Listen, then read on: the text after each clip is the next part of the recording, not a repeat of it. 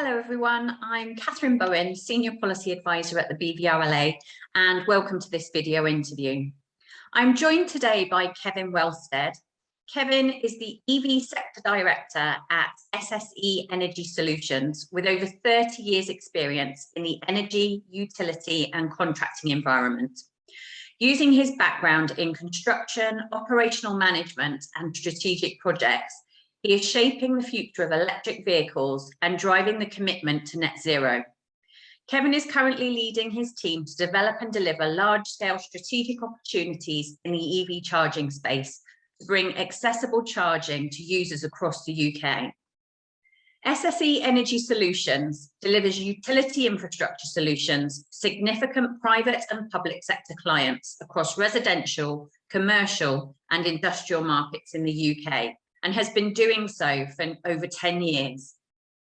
Today, it offers gas, electricity, water, heat and cooling services in one single reliable operation, helping customers thrive in an industry that's driven by dynamic change. So hello, Kevin, and thanks very much for taking the time to talk to us today. Hi, no problem at all.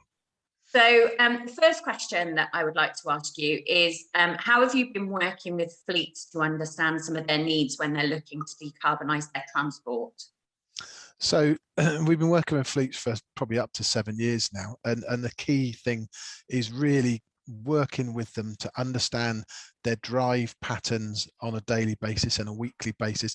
And then once you understand their drive patterns, it's then understanding the vehicle type that they're looking at, and then really working with them to understand what the kind of optimum charging solution could be, whether that's a depot-based solution, whether that's a home-based solution, or whether it's a hybrid of the two using the kind of hub-style charging to support that.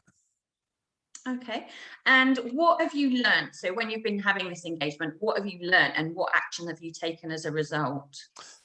So there's lots of, obviously the transition to EV comes with it a number of I suppose challenges for the fleet operator, and also areas of anxiety, because they really want to maintain the way they operate their business today. They want to transition seamlessly to an EV vehicle and make sure that they don't see a huge amount of change to that.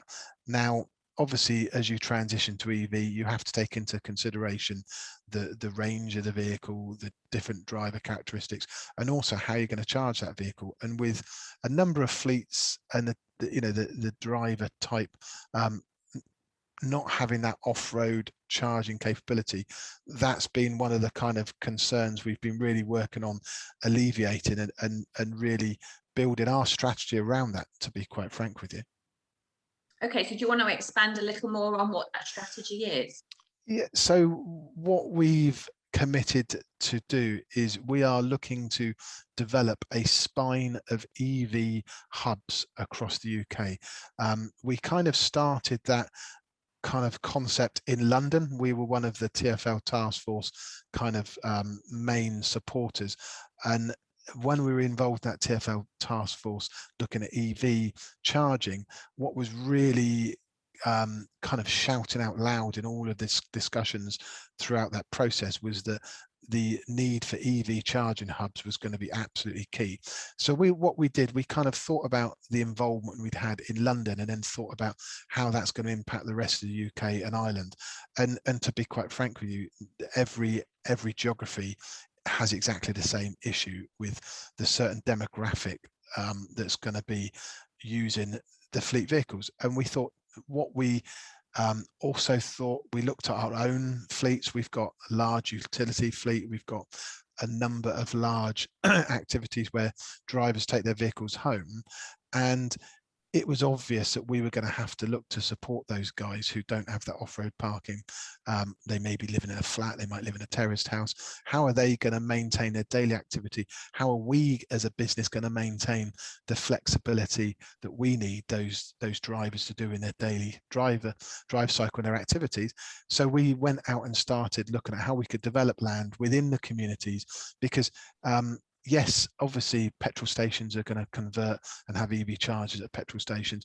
Yes, a number of other locations will have chargers, but what we wanted to build was dedicated in the community charging ultra rapid hubs that could be used by anybody, and maintain that ability to charge quickly, and also provide a service that where they can grab a cup of coffee, they can do the charge on the way to work in the morning, on the way home, they could do it during the day, and it can be there to basically underpin that ability to transform. And that's kind of what effectively built our strategy around, was just providing that service.